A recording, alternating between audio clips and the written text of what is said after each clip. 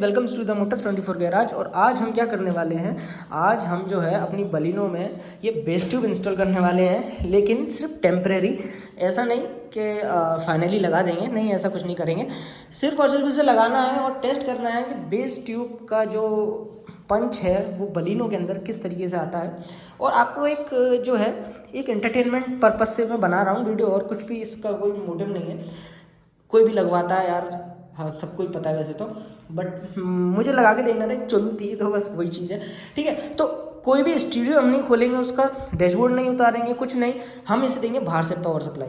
बाहर से किस तरीके से सप्लाई देंगे, हम इसे देंगे अपने इन्वर्टर से।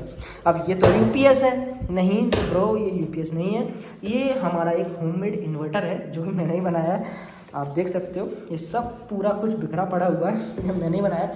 और इसके काफ़ी अच्छे एम्पियर्स हैं, बट इसमें जो एक दिक्कत है, मैंने क्या किया था कि मैंने ना, मतलब आपको पता है कि जो लैपटॉप की बैटरीज आती हैं इनमें ज़्यादा कुछ ख़राब होता नहीं है। जो एक बैटरी ज़्यादा से ज़्यादा ख़राब होती है, वही सारा जो था मैं लेके आया था।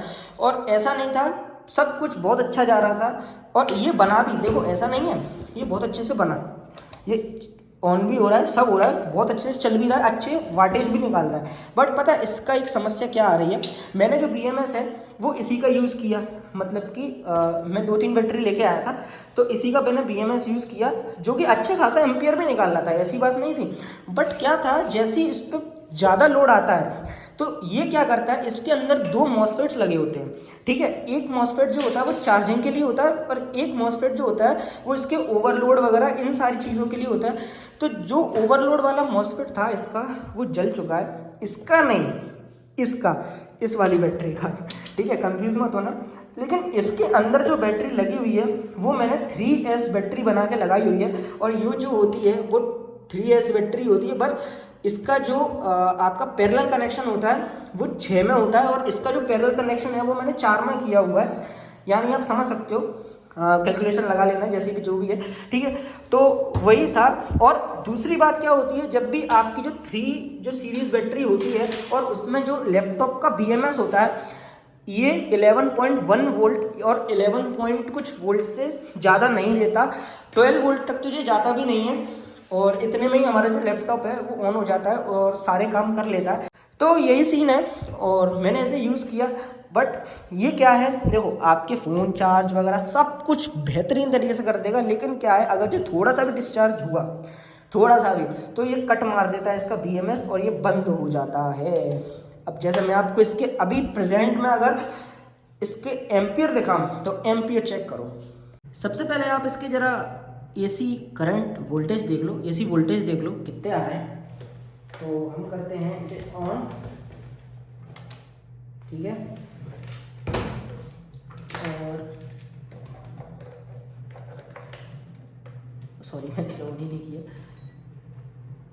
तो इसके कुछ AC वोल्टेज जो है वो आ रहे हैं, अरे लग जा भैया सही, सॉरी वो लग नहीं पा रहा है। हाँ 190 कुछ करीब इसके वोल्टेज आ रहे हैं। ठीक है, आप 190 समझो बस, और कुछ नहीं है लेना देना। और अब हम जरा इस पर लोड डालते हैं कि लोड के बाद इसकी क्या हालत है। तो ये है 100 वाट का बल्ब, ये देखो ये फुल ब्राइट है, फुल ग्लो है। ठीक है, और अगर मैं आपको इसके वोल्टेज भी बढ़ा के दिखाऊं, तो मैं आपको इसके वोल्टेज जो है वो इस स्टेबलाइजर के थ्रू बढ़ा के भी दिखा सकता हूँ, लेकिन वो बेकार का आइडिया है थोड़ा सा। अब आइडिया बेकार नहीं है, क्योंकि इसका जो BMS है, मैंने बताया ना आपको, मैंने BMS जो इसका यूज़ किया है वो इसका ओरिजिनल BMS लैपटॉप वाला ही यूज़ किया हुआ है। इसकी जो बैटरी वाला वही यूज़ किया हुआ है। इसके जो मॉसफेट्स हैं वो झेल नहीं पाते, इस वजह से।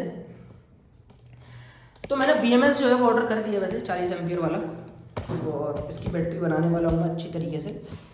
सॉरी मैं आपको दिखाता हूँ अच्छे से। तो ठीक है, मतलब आप देख सकते हो इससे नॉर्मल जो है वो काम हो जाएगा। और मैंने इसे क्यों बनाया, क्योंकि यार जो 200 वाट वाला इन्वर्टर किट आता है ना, जिसमें अपना 44 सेल लगा रहता है ट्रांजिस्टर मॉसफेट सॉरी, तो वो पड़ा हुआ था और ट्रांसफार्मर भी पड़ा हुआ था, तो मैंने कहा यार बना डालते हैं यार, क्या समस्या है कि नहीं। देखा आपने किस तरीके से जो इसके एम्पियर थे वो काफ़ी सही थे, मतलब मैं देखो इतना ज़्यादा अच्छा नहीं कहूँगा लेकिन सही थे एम्पियर, ठीक है। और आपको अगर इसे कांस्टेंट जलाना है तो भाई सीधी बात है, आपको इसको कम से कम 27 AH की बैटरी तो कम से कम लगेगी, जो कि अच्छी खासी बैटरी होती है और अच्छी खासी महंगी भी आती है। भाई इन्वर्टर का काम ही यही होता है, उसके पास अच्छी बैटरी होनी चाहिए, अच्छा पावर होना चाहिए, तभी वो अपनी फुल जो परफॉर्मेंस है वो निकाल पाता है, अदरवाइज उसका कोई रोल नहीं रहता, ठीक है। ट्रांसफार्मर से और मॉसफेट्स लगाने से आप एक अच्छा फ्रिक्वेंसी क्रिएट नहीं कर सकते, आपको एक अच्छी नॉलेज भी होनी चाहिए, अच्छा ऑसिलेशन सिस्टम भी आपके पास होना चाहिए। ऑसिलेशन से याद आया, आपको एक ऑसिलेशन सर्किट भी दिखाता हूँ मैं आपको, जैसा कि मैंने बनाया हुआ था, आप देख सकते हो ये ऑसिलेशन है। और इसमें ये मतलब वही वाला SG 3525 से, जो कि 3525 IC जो है 3525 बहुत फेमस IC है, मतलब इन्वर्टर्स वगैरह में ही यूज़ होती है ये, और आपके जो बक कन्वर्टर्स हैं उनमें यूज़ होती है। DC to DC बूस्टर है ना, उसे भी बनाएंगे, और ये भी सारी चीज़ जो है अपन चालू करने वाले हैं, मतलब यही सारा काम, ठीक है। और आपको अच्छे प्रोजेक्ट जो है मैं दूंगा, ऐसी बात नहीं। चलो ये लगाते हैं अपनी बलिनो में। तो सबसे पहले अपन जो है इसकी पार्सल ट्रे हटा देते हैं, यहाँ से इसे लगा रख देते हैं, मैं सब इसे आगे रख देता हूँ जब तक के लिए। फिर बेस ट्यूब को इसके पीछे शिफ्ट कर देते हैं, यहाँ पे काफ़ी स्पेस है ना। CNG होती तो नहीं हो पाता इतना क्या, कुछ नहीं हो पाता। बात और मैं आपको बताऊं, बेस ट्यूब को लगाने का भी एक मतलब उसे रखने का भी एक तरीका होता है। ऐसा नहीं होता कि किसी भी वे में रख दो, किसी भी वे में उठा के उसे पटक दो, तो ऐसा नहीं होता। वो अपना जो फुल पोटेंशियल है वो नहीं निकाल पाएगा, जैसा कि मैंने आपको एक रील में अपने बताया भी था, तो वही सीन था। और मैंने जो है इस तरीके से अपनी जो पोजिशनिंग है अपनी बेस ट्यूब की वो करी हुई है, जिससे इसका जो बेस निकलने वाला साइड है वो यहाँ से टकरा के वापस आए, है ना। तो यही सीन है, ठीक है। अब मैं इसकी जो कनेक्शंस है वो बताता हूँ आपको किस तरीके से करने हैं। पहले मैं एक काम करता हूँ, कनेक्शंस कर लेता हूँ। कनेक्शन समझ लो, मैं इसे यूज़ कर रहा हूँ DC जैक, है ना। इसका पॉजिटिव जो है मैंने 12 वोल्ट प्लस पे और इसके रिमोट वायर पर लगा दिया, और ग्राउंड तो आपको पता ही है नेगेटिव। और इसके जो है चार्जिंग पॉइंट पे मैं इसे लगाऊंगा। अब आप बोलोगे चार्जिंग पॉइंट पे मैं इसे क्यों लगा रहा हूँ, क्योंकि ये रिवर्स वोल्टेज दे रहा है। अभी मैंने इसमें कोई भी चार्जिंग के लिए, मैंने LED तो देखो लगाई हुई है चार्जिंग के लिए, लेकिन मैंने जब इसमें डायोड लगाया तो डायोड ने इसका जो वोल्टेज है, चार्जिंग वोल्टेज वो बहुत कम कर दिया, मतलब बैटरी चार्ज ही नहीं कर रहा था, इसलिए मैंने डायोड निकाल दिया। और मैं इसमें प्रॉपर तरीके से एक वोल्ट मीटर और एक चार्जिंग मॉड्यूल लगाऊंगा, तो वो मैंने ऑर्डर करे हुए हैं, तब आएंगे। अब जैसे ही मैं आपको दिखाता हूँ, मैं इसे कनेक्ट करूँगा और इसमें लाइट आ जाएगी, ये देखो आ गई, है ना। इनपुट के लिए मैंने बताया हम क्या यूज़ करेंगे। हाँ, अपना ये सेटअप, वो बहुत इजी सेटअप है यार ठीक है, लगाता हूँ।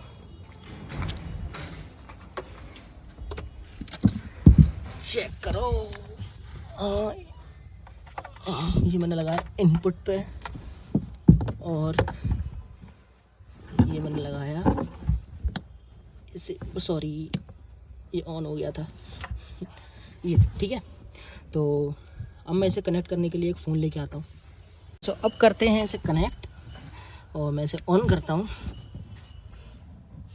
देख सकते हो इसमें लाइट आ गई और ये कनेक्ट हो चुका है मेरे फ़ोन से। और इसे और लगा देता हूँ, हमारा बेस ट्यूब भी ऑन हो चुका है, ठीक है। सब कर देते हैं।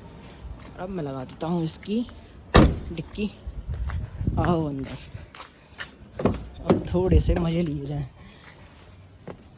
चल रहे साइड में जी। तो सारी जो है वो वायरिंग हो चुकी है, और वायरिंग में तो कुछ भी नहीं था, ठीक है। और जो है अब सिर्फ बारी है आपको टेस्टिंग कराने की। तो ये मैंने फ़ोन ले लिया है, जो कि कनेक्ट कर लिया मैंने अपने बेस ट्यूब से, और अब करते हैं धमाका स्टार्ट। और ये मैंने किया से प्ले। अब आप मज़े देखो बस।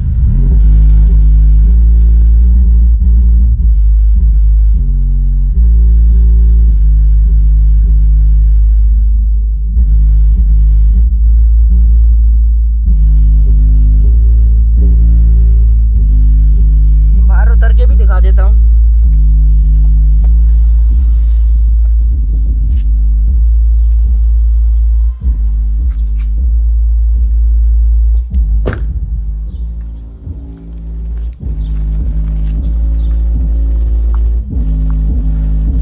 लिटरली भाई हिल रही है ये तो।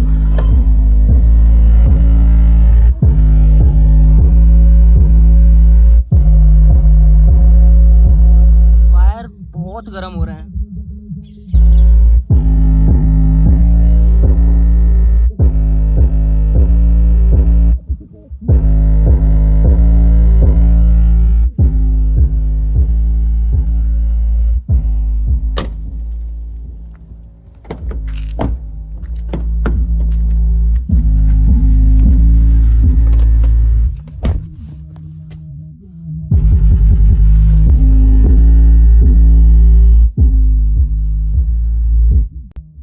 सब गया भाई, सब गया।